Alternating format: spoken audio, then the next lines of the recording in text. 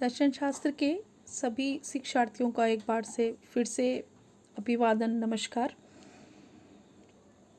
आज के इस वीडियो में हम सांख्य दर्शन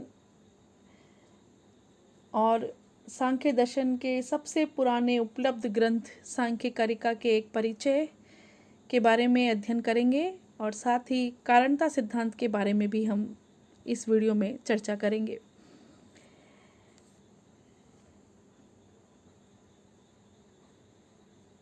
सांख्य दर्शन के परिचय में हम जाने कि सांख्य दर्शन हिंदुओं के जो षड दर्शन हैं, जो आस्तिक दर्शन हैं, उनमें सबसे महत्वपूर्ण स्थान रखता है।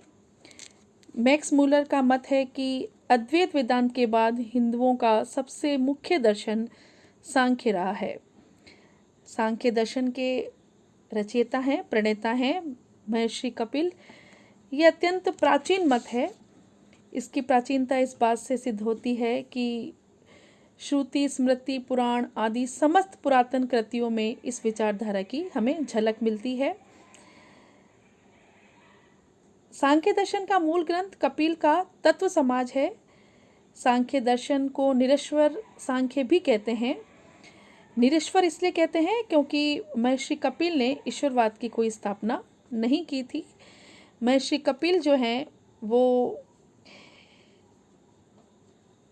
सृष्टि के विकास में ईश्वर को योगदायी नहीं ठहराते हैं। इसकी चर्चा हमने पिछले वीडियो में भी करी थी। अब हम सांख्य दर्शन के जो महत्वपूर्ण ग्रंथ हैं उनके बारे में चर्चा कर लेते हैं। सांख्य दर्शन के प्रमुख ग्रंथ हैं जिसमें आता है कपिल का सांख्य सूत्र, ईश्वर कृष्ण की सांख्य कारिका। ये सांख्य दर्शन में जो सबसे पुराना उपलब्ध महत्वपूर्ण प्रचलित ग्रंथ है वो है सांख्य कारिका। गौड़पाद का सांख्य कारिका भाष्य, वाचस्पति मिश्र की तत्व कौमुदी और विज्ञान भिक्षु का सांख्य प्रवचन भाष्य और सांख्य सार। ये सभी ग्रंथ जो हैं वो सांख्य दर्शन के प्रमुख ग्रंथ माने जाते हैं। सांख्य शब्द की उत्पत्ति कैसे हुई ये तो अज्ञात है, लेकिन कुछ विद्वानों का मत है कि इसका संबंध संख्या से है और इस दर्शन का यह नाम इसलिए प्रचलित हुआ कि इसमें तत्वों की संख्या निर्धारित की गई है। जैसा कि हमने पिछले वीडियो में भी चर्चा की थी कि इसमें 24 तत्वों का उल्लेख हुआ है, इसलिए सांख्य दर्शन का नाम सांख्य रखा गया।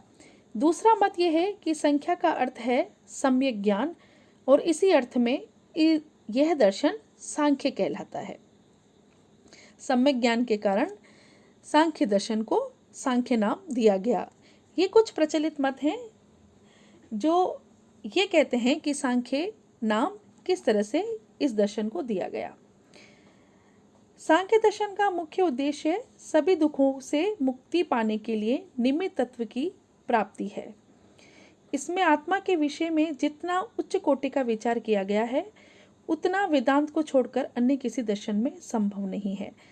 सांख्य दर्शन द्वैतवादी है, यानी कि दो तत्वों को मानता है। ये दो तत्व हैं प्रकृति और पुरुष। इसकी चर्चा भी हम पिछले वीडियो में बड़े विस्तार से कर चुके हैं। आज हम सांख्य कारिका के एक संक्षिप्त परिचय को यहाँ पर लेके आए हैं क्योंकि सांख्य कारिका सबसे प्रचलित इसका ग्रंथ है जो हमारे पाठ्यक्रम में पढ़ाया जाता है। सांख्य कारिका सांख्य दर्शन का सबसे पुराना उपलब्ध ग्रंथ माना जाता है और इसके रचयिता हैं ईश्वर कृष्ण। संस्कृत के एक विशेष प्रकार के श्लोकों को कारिका कहते हैं। सांख्य कारिकाओं का समय बहुमत से ईस्वी तृतीय शताब्दी के मध्य माना जाता है। वस्तुतः इनका समय इससे पर्याप्त पूर्व का प्रतीत होता है। इसमें ईश्वर कृष्ण ने कहा है कि इसकी शिक्षा कपिल को से आसुरी को, आसुरी से पंचशिका को और पंचशिका से उनको प्राप्त हुई। इसमें उन्होंने सांख्य दर्शन की षष्ठी तंत्र नामक कृति का भी उल्लेख किया है। इसमें आर्या छंद में लिखे श्लोक हैं। सांख्य कारिका में विभिन्न विद्वानों द्वारा अनेक टीकाएं की गई हैं, जिसमें युक्ति दीपिका, गौड़पाद भाष्यम, जय मंगला, तत्व कौमुदी, नारायण कृत, साक्य चंद्रिका आदि प्रमुख स्थान रखते हैं। सांख्य कारिका पर सबसे प्राचीन भाष्य गौड़पाद द्वारा रचित है और दूसरा महत्वपूर्ण जो भाष्य है वो है वाचस्पति मिश्र द्वारा रचित सांख्य तत्व कौमुदी। सांख्य कारिका का चीनी भाषा में भी अनुवाद किया गया है, जो लगभग 6ठी शताब्दी में हुआ। क्रिश्चियन लॉसेन ने इसका लैटिन भाषा में अनुवाद किया। एस.टी. कॉलब्रुक्स ने इसको सर्वप्रथम अंग्रेजी में रूपांतरित किया। सांख्य कारिका सांख्य दर्शन का बहुत महत्वपूर्ण प्रकरण ग्रंथ तो है और इसने लोकप्रियता भी बहुत अधिक प्राप्त की है। आज सांख्य दर्शन में जो ग्रंथ प्राप्त होते हैं उनमें व्याख्या ग्रंथ ही अधिक हैं। मूल ग्रंथ तो केवल 3 ही प्राप्त होते हैं और वो है सांख्य कारिका, तत्व समास और सांख्य प्रवचन सूत्र। आज प्राप्त होने वाले सांख्य दर्शन के अन्य ग्रंथ इन तीनों मूल ग्रंथों की ही टीका या व्याख्या रूप में है। इन व्याख्या ग्रंथों में से अधिकांश सांख्य कारिका की ही व्याख्याएं हैं और इन व्याख्या की ही अनुव्याख्याओं के रूप में उपलब्ध हैं। इस प्रकार सांख्य दर्शन की जो यह ग्रंथ है ईश्वर कृष्ण की सांख्य कारिका, वो ही इसका एक प्रतिनिधि ग्रंथ माना जाता है। अब हम देखते हैं कि सांख्य कारिका में क्या क्या मुख्य विवेचनीय विषय हैं।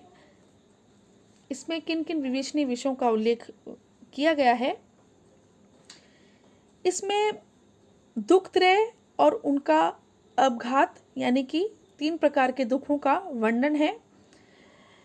प्रमाण विवेचन है, सत्कार्यवाद का वर्णन है, गुण विवेचन है, प्रकृति स्वरूप और उसके अस्तित्व की सिद्धि के बारे में बताया गया है। पुरुष स्वरूप, पुरुष के अस्तित्व की सिद्धि और पुरुष बहुत्व की चर्चा की गई है। षष्ठी प्रक्रिया के बारे में बताया गया है। लिंग, शरीर की अवधारणा और प्रत्यय सर्ग की अवधारणा के बारे में उल्लेख हमें सांख्य कारिका के अंतर्गत मिलता है।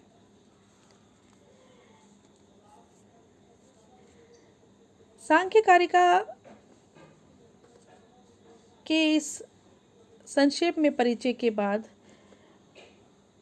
हम चर्चा कर लेते हैं बहुत ही महत्वपूर्ण सिद्धांत, कारणता सिद्धांत। आइए जानें कि कारणता सिद्धांत क्या है और सांख्य दर्शन और अन्य दर्शन इस सिद्धांत के लिए अपनी क्या क्या मत रखते हैं।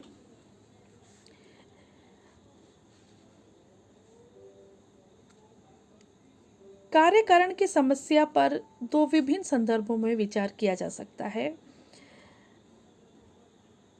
पहला तो है ज्ञान मीमांसा की दृष्टि से और दूसरा है तत्व मीमांसा की दृष्टि से।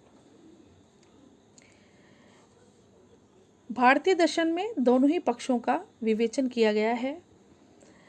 हालांकि पाश्चात्य दर्शन में ज्ञान मीमांसा पर अधिक बल दिया गया है। हमारे दैनिक जीवन में कार्य कारण की समस्याएं सामने आती ही रहती हैं।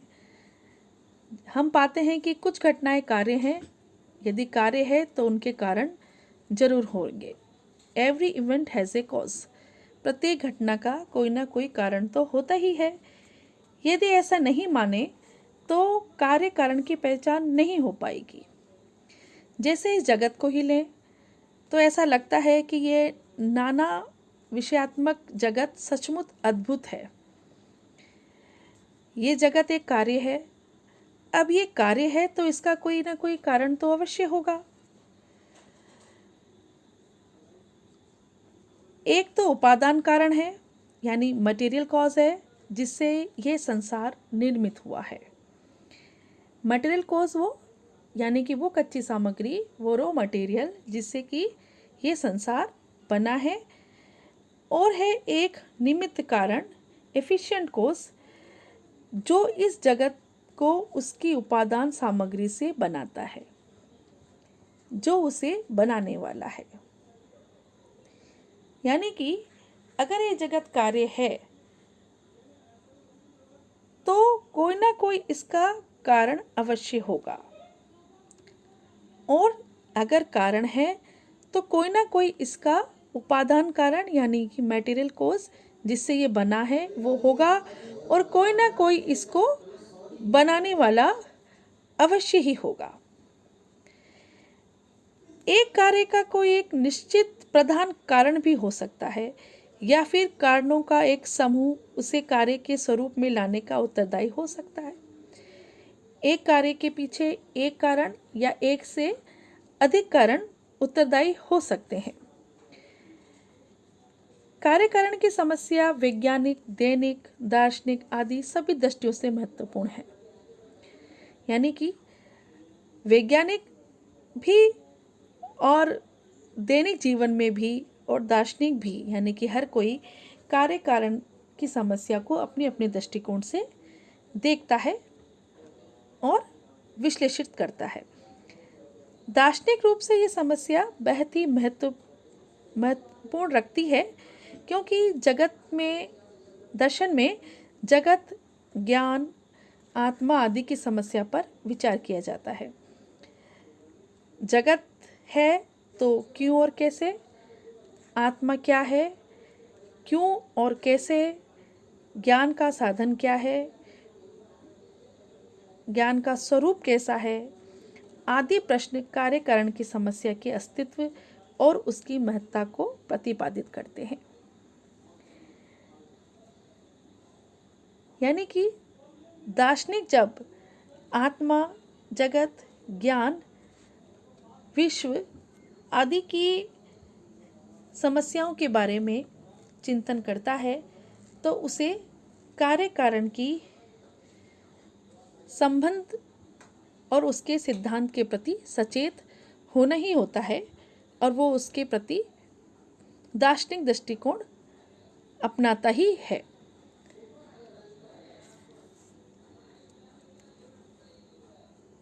कारणता सिद्धांत हमने समझा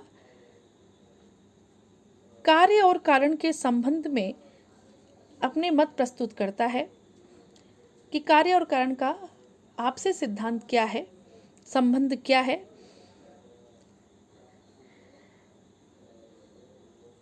इसके कुछ प्रमुख सिद्धांत हैं, प्रमुख दार्शनिक सिद्धांत हैं, जो इस प्रकार से हैं। पहला है सत्कार्यवाद, फिर है विवर्तवाद, अगला है असत्कार्यवाद और है असत कारणवाद। ये सभी प्रमुख सिद्धांत कारणता सिद्धांत के माने जाते हैं। सांख्य दर्शन सत्कार्यवाद को मानता है।